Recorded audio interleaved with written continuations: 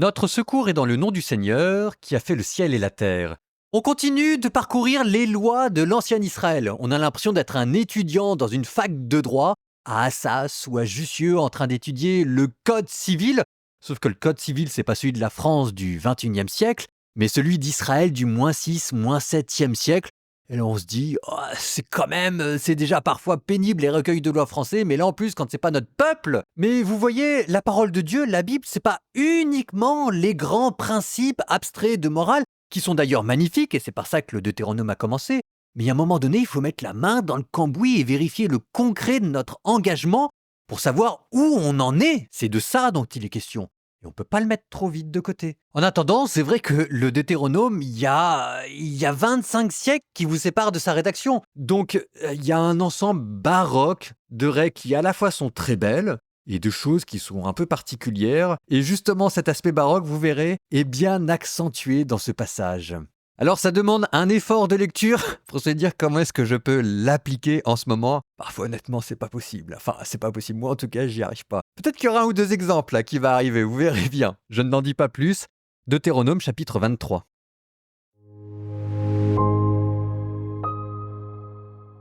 Un homme ne prendra pas la femme de son père. Il ne portera pas atteinte aux droits de son père. L'homme aux testicules écrasés et à l'homme à la verge coupée n'entreront pas dans l'assemblée du Seigneur. Un bâtard n'entrera pas dans l'assemblée du Seigneur. Même à la 10e génération, il n'y entrera pas. L'Ammonite et le Moabite n'entreront pas dans l'assemblée du Seigneur. Même à la 10e génération, ils n'y entreront pas. Cela parce qu'ils ne sont pas venus au-devant de vous avec le pain et l'eau sur la route, quand vous sortiez d'Égypte, et parce que le Moabite a soudoyé contre toi pour te maudire, Balaam, fils de Béor, de Pétor, en Aram des deux fleuves. Mais le Seigneur, ton Dieu, a refusé d'écouter Balaam. Le Seigneur, ton Dieu, a changé pour toi la malédiction en bénédiction, car il t'aime, le Seigneur, ton Dieu. Et jamais, tant que tu vivras, tu ne t'inquiéteras de leur prospérité ni de leur bonheur. Tu ne prendras pas en abomination l'Édomite, car c'est ton frère. Et tu ne prendras pas en abomination l'Égyptien, car tu as été un immigré dans son pays.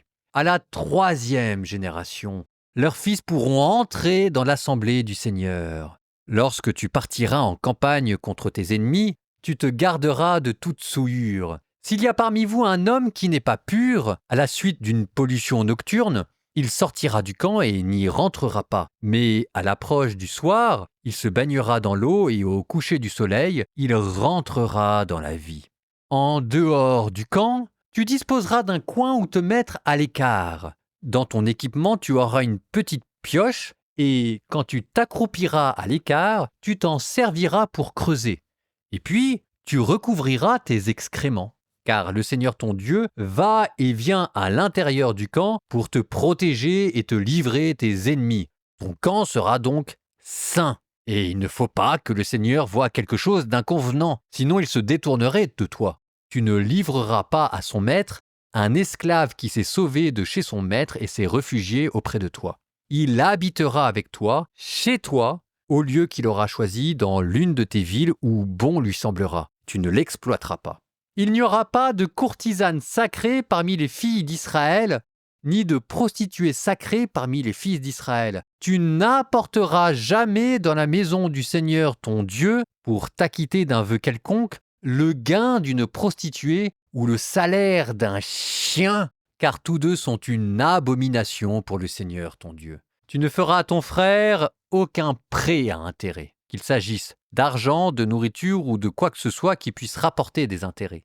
À un étranger, tu pourras prêter à intérêt, mais pas à ton frère, afin que le Seigneur ton Dieu te bénisse dans toutes tes entreprises sur la terre où tu vas entrer pour en prendre possession. Lorsque tu fais un vœu au Seigneur ton Dieu, tu ne tarderas pas à l'accomplir, car le Seigneur ton Dieu t'en demanderait certainement compte. Tu te chargerais d'un péché.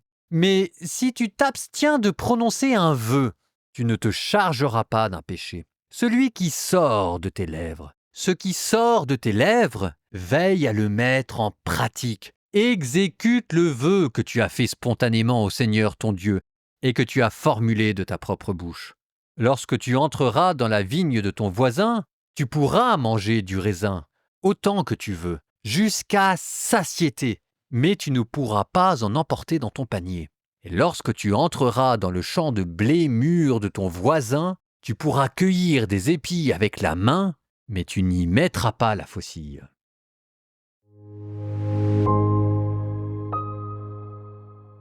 Alors, ça vous a plu? Je vous avais dit qu'on allait osciller entre le sublime et le bizarre. Le bizarre, c'est cette histoire de testicules écrasés.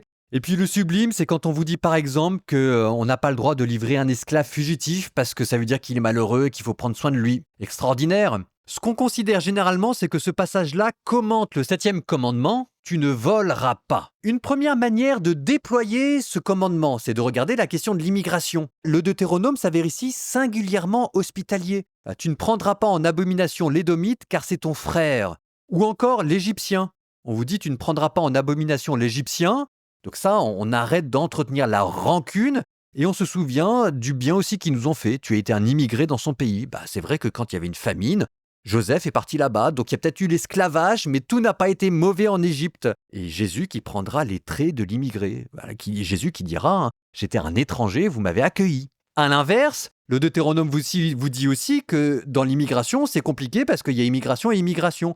Donc par exemple, l'Ammonite et le Moabite, eux, ils entreront pas parce que derrière, il y avait une dureté de cœur chez ce peuple, et puis aussi derrière parce qu'ils ont essayé de pervertir la religion des Israélites.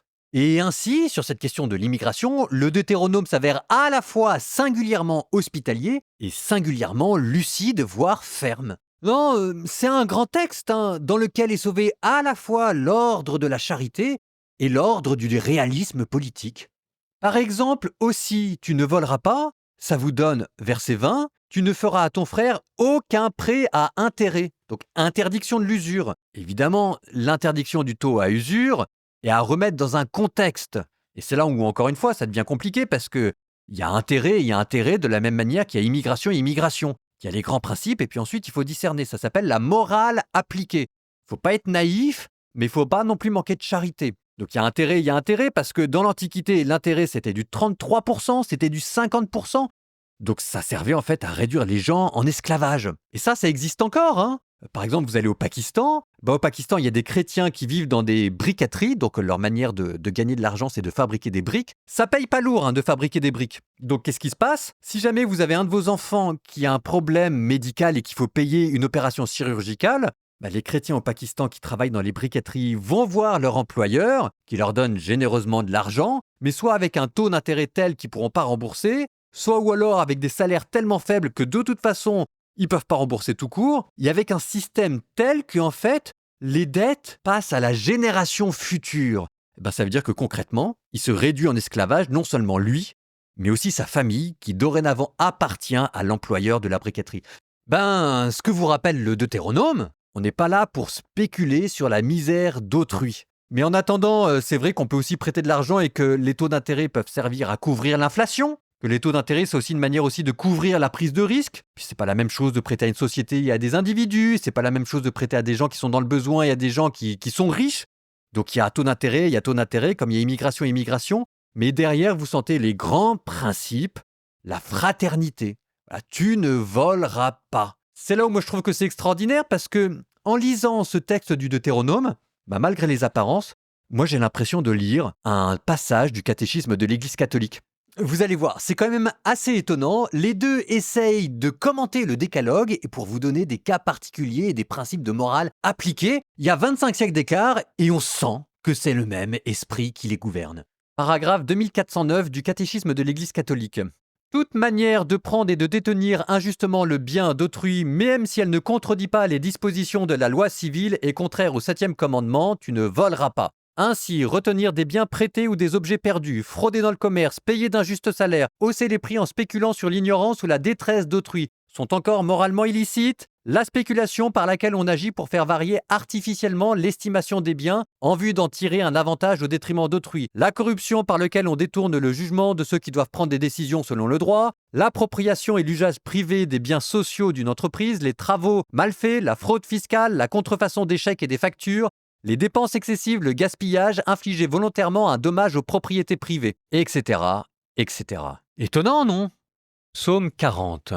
Heureux qui pense aux pauvres et aux faibles. Le Seigneur le sauve au jour du malheur. Il le protège et le garde en vie, heureux sur la terre. Seigneur, ne le livre pas à la merci de l'ennemi. Le Seigneur le soutient sur son lit de souffrance. Si malade qu'il soit, tu le relèves. J'avais dit, pitié pour moi, Seigneur, guéris-moi, car j'ai péché contre moi. Mes ennemis me condamnent déjà. Quand sera-t-il mort, son nom effacé? Si quelqu'un vient me voir, ses propos sont vides. Il emplit son cœur de pensées méchantes, il sort, et dans la rue, il parle. Unis contre moi, mes ennemis murmurent. À mon sujet, ils présagent le pire. C'est un mal pernicieux qui le ronge. Le voilà couché, il ne pourra plus se lever. Même l'ami qui avait ma confiance et partageait mon pain m'a frappé du talon. Mais toi, Seigneur, prends pitié de moi. Relève-moi, je leur rendrai ce qu'ils méritent. Oui, je saurai que tu m'aimes si mes ennemis ne chantent pas victoire. Dans mon innocence, tu m'as soutenu et rétabli pour toujours devant ta face. Béni soit le Dieu d'Israël, béni soit le Seigneur depuis toujours et pour toujours. Amen.